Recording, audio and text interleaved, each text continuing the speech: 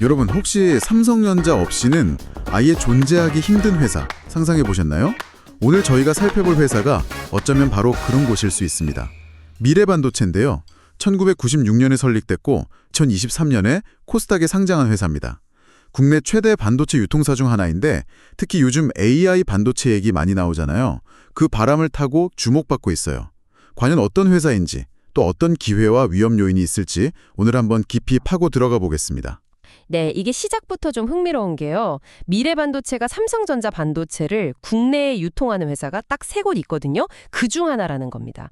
근데 거기에 더해서 전 세계에서 유일하게 삼성전자 메모리 AS 센터를 직접 운영해요. 이게 그냥 물건 떼다 파는 유통사를 넘어서는 미래반도체만의 아주 강력한 경쟁력이라고 할 수 있겠습니다. 와, 세계 유일의 삼성 메모리 AS 센터요? 그건 정말 특별한데요? 그럼 구체적으로 어떤 사업을 하는지 조금 더 자세히 들여다볼까요? 기본적으로는 삼성전자에서 물건을 사와서 거의 99% 이상이라고 하더라고요. 이걸 다른 기업 고객에게 파는 그런 B2B 유통사업인 거죠? 맞습니다. 주력 제품은 원래 D램이나 낸드 플래시 같은 메모리 반도체였어요. 근데 최근에는 그 시스템 반도체 비중이 확 늘었습니다. 예를 들면 스마트폰 같은 데 들어가는 전력 관리 반도체, PMIC라고 하죠. 그리고 이미지 센서 같은 것들. 이게 벌써 한 60%까지 비중이 올라왔어요. 아, 메모리보다 시스템 반도체가 더 많아졌군요. 네, 그래서 수익성도 좀 더 좋아지지 않을까 이런 기대감이 있고요. 그리고 이게 단순히 물건만 옮기는 게 아니라는 게 중요한 포인트인데요. 27년간 삼성전자하고 맺어온 독점적인 관계, 거기에 아까 말씀드린 그 AS 센터 1988년부터 운영했는데 이걸 통해서 그냥 고쳐주는 걸 넘어서 고객사 개발 단계부터 기술 지원까지 해주는 거죠. 이러면서 신뢰를 쌓아오너라 다른 경쟁사들이 쉽게 따라하기 힘든 그런 부분입니다. 27년의 관계 그리고 기술 지원까지 확실히 강력한 무기네요. 그럼 실적은 좀 어떤가요? 2023년에는 반도체 경기가 안 좋아서 좀 주춤했다고 들었는데. 네, 2023년은 좀 어려웠죠. 근데 작년 2024년에 매출 4,876억 원으로 전년보단 28% 넘게 성장하면서 회복세를 보였고요. 올해 1분기 실적도 괜찮았습니다. 작년 1분기보다 34.8% 증가했어요. 오, 성장세가 꽤 가파르네요. 네, 아까 말씀드린 대로 시스템 반도체 매출이 늘어난 게 큰 역할을 하고 있고요. 다만 이제 유통업이다 보니까 영업이익률 자체는 좀 낮은 편이에요. 2024년에 2.1% 정도였는데 그래도 올해 1분기에는 3.4%로 좀 개선되는 모습을 보였습니다. 이익률도 개선되고 있다. 재무 상태는 괜찮은 편인가요? 부채 비율은 40.8% 수준으로 아주 양호해요. 안정적인 재무 상태 위에서 다시 성장하고 있다. 이렇게 보면 되겠군요. 주가는 어땠어요? AI 반도체 테마 때문에 변동성이 꽤 컸다고 하던데요. 네, 맞아요. AI 기대감이 붙으면서 주가가 정말 크게 움직였죠. 증권가에서는 그래도 대체로 긍정적으로 보는 것 같습니다. 신한투자증권 같은 경우는 목표 주가를 한 22,000원 정도로 제시하기도 했고요. 결국은 이 회사의 미래 성장 가능성을 보고 있는 거죠. 그 미래 성장성이라면 역시 AI 반도체 시장 확대를 빼놓을 수 없겠죠.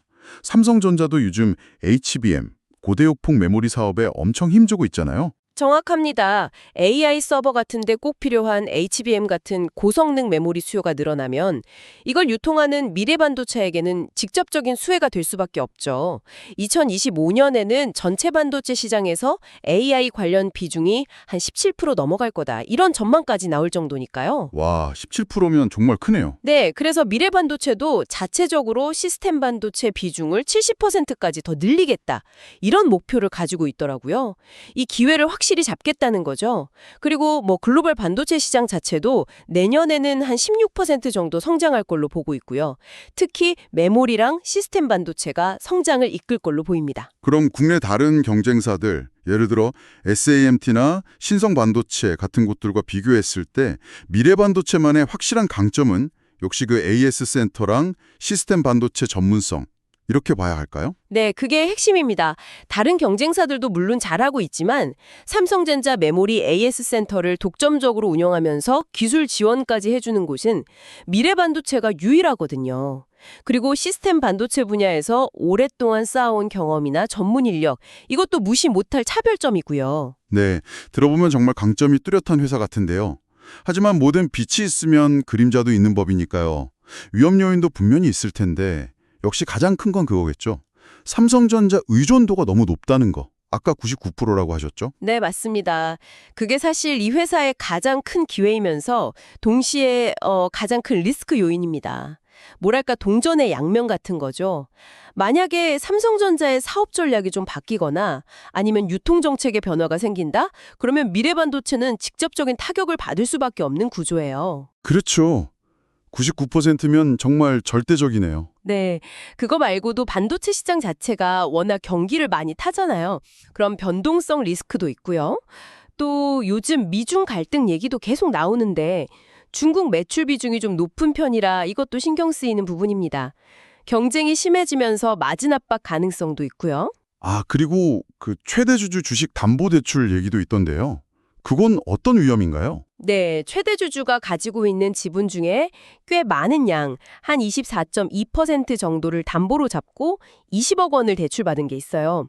이게 왜 문제가 될 수 있냐면 만약에 주가가 많이 떨어지거나 해서 상환에 문제가 생기면 담보로 잡힌 주식이 시장에 갑자기 매물로 나올 수가 있거든요. 아, 갑자기 팔릴 수 있다. 그렇죠. 이걸 이제 오버행 리스크라고 하는데 잠재적인 매물 부담이 있다는 거죠.